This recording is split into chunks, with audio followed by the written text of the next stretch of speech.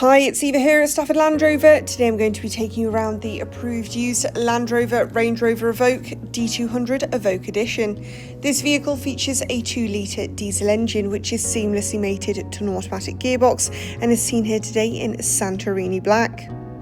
Let's start our journey from the front of this vehicle, where we will find the LED headlights, ensuring a sharper view of the world ahead along with increased road presence.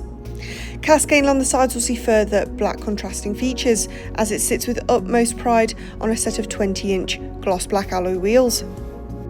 To the rear, further features of the black exterior pack continue as you see your privacy glass ensuring all contents and passengers are safe from prying eyes, as well as the sleek look of the rear LED tail lights. Opening the powered tailgate reveals a vast and versatile amount of boot space, perfect for a week's worth of luggage or even a canine companion. Rear passengers are certainly going to be impressed with their cloud and ebony grain leather seats, with their cloud and ebony interior. And glimpsing into the cockpit reveals your 12-way driver and 10-way passenger heated electric front seats, ensuring every journey is as comfortable as the last.